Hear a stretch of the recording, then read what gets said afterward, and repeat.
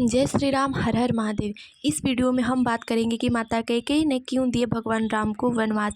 माता कैकेयी ये जानती थी कि राम को वन भेजने पर उन्हें कितना कुछ सहना पड़ सकता है, कितना अपयश सहना पड़ सकता है, फिर भी अपने पुत्र राम के लिए इतना त्याग क्यों की। तो चलिए वीडियो को स्टार्ट करते हैं। माता कैकेयी अयोध्या नरेश राजा दशरथ जी की तीसरी पत्नी थी। राजा दशरथ जी की कुल 3 पत्नियां थीं। पहली पत्नी माता कौशल्या, दूसरी पत्नी माता सुमित्रा तथा तीसरी पत्नी माता कैकेयी थी। माता कैकेयी के कैकेयी देश के राजा अश्वपति और माता सुलक्षणा की पुत्री थी। कैकेयी एक वीर और बहादुर राजकुमारी थी।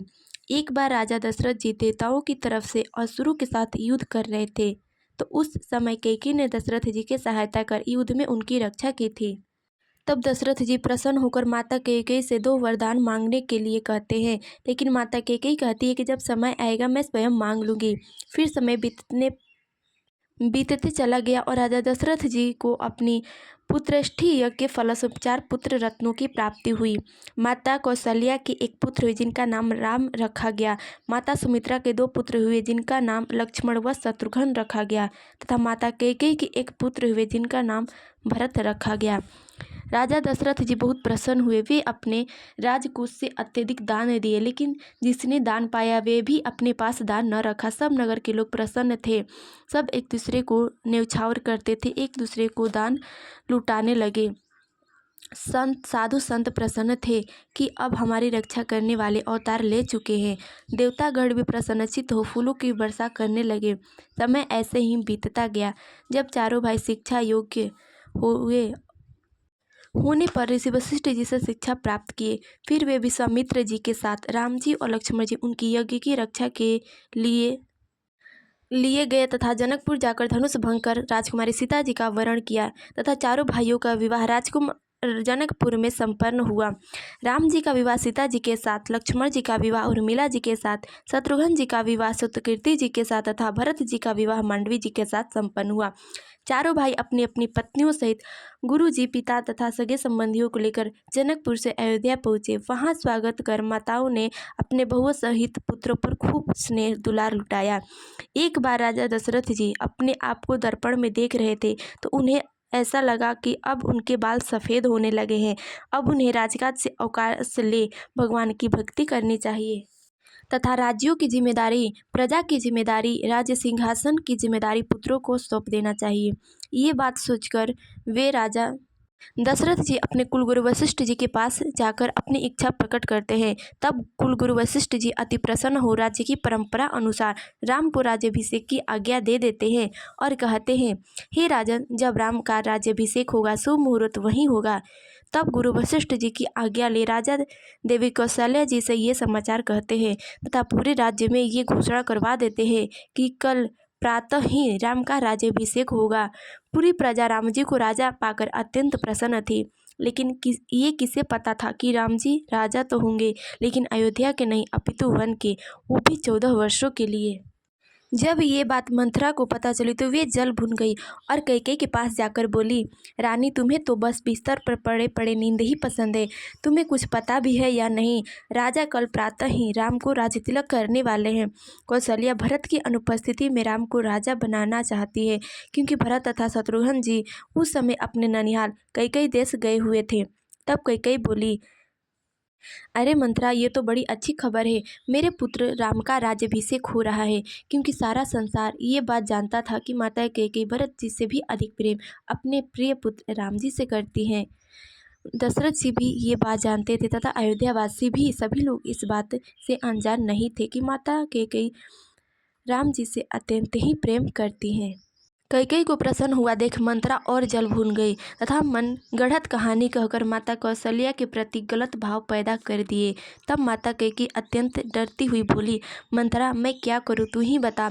तब मंथरा ने उन 2 वरदानों के बारे में बताया जो दशरथ जी ने कैकेयी माता को देने को कहा था और मंथरा बोली, राजा से दोनों वरदान मांगने का समय आ गया है। जब राजा राम की शपथ खा ले तभी हे रानी तुम राजा से वरदान मांगना। पहला वरदान तो यह मांगना कि भरत का राज्याभिषेक हो तथा दूसरा वरदान यह मांगना कि राम को 14 वर्षों का वनवास मिले। जब राजा आए तो कैकेयी माता ने राजा दशरथ जी से 2 वरदान मांगे। तब राजा दशरथ जी बोले, हम राम को राज्याभिषेक न देकर भरत को राजा बना देंगे, लेकिन राम के लिए कुछ कोई और वरदान मांग लो। लेकिन माता कैकेयी अपने उन्हीं वरदानों के लिए अड़ी रही।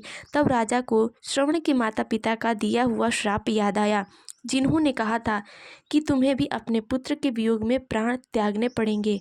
जब राम जी को इस बात का पता चला तो वह बहुत प्रसन्न हुए कि अब उनका राज्याभिषेक नहीं होगा तथा भरत इस राज्य के राजा बनेंगे। तथा वे अपनी माता पिता की आज्ञा लेकर गुरुजनों का आशीर्वाद लेकर सीता जी तथा लक्ष्मण जी के साथ वन चले जाते हैं।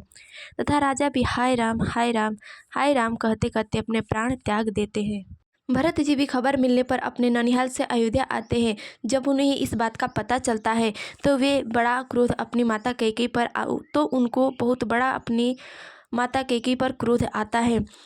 उस समय अयोध्या की सब प्रजा भी माता कैकेयी को गालियां दे रही थी। कोई भी माता कैकेयी को अपशब्द कहने से पीछे नहीं हटते थे।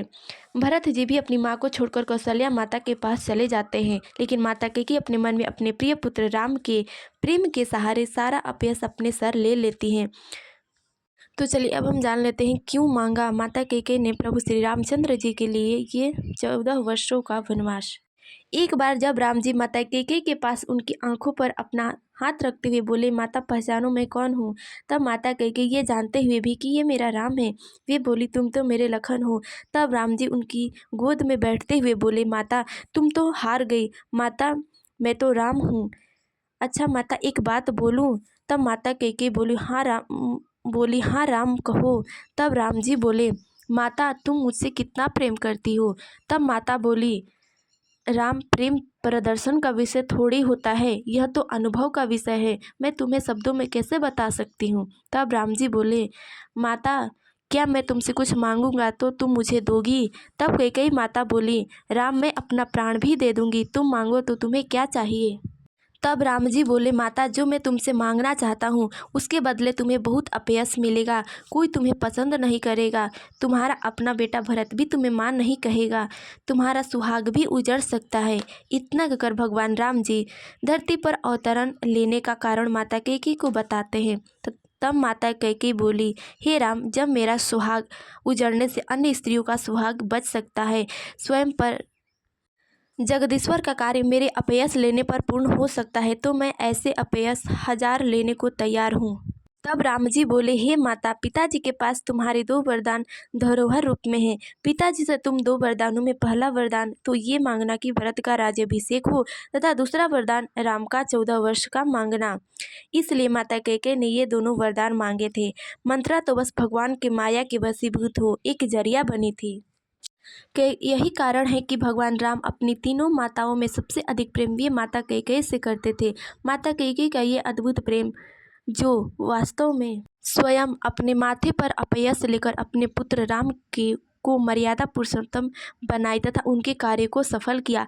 माता कैकेयी ने एक बार भी अपने पुत्र भरत के बारे में, अपनी यश के बारे में, अपने बारे में नहीं सोचा।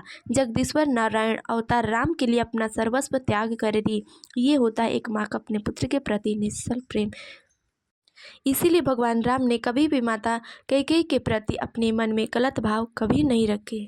उम्मीद है आप लोगों को माता कैकेयी का ये आचरण बहुत ही अच्छा लगा होगा। तब तक के लिए जय श्री राम। मिलते हैं अगले वीडियो में।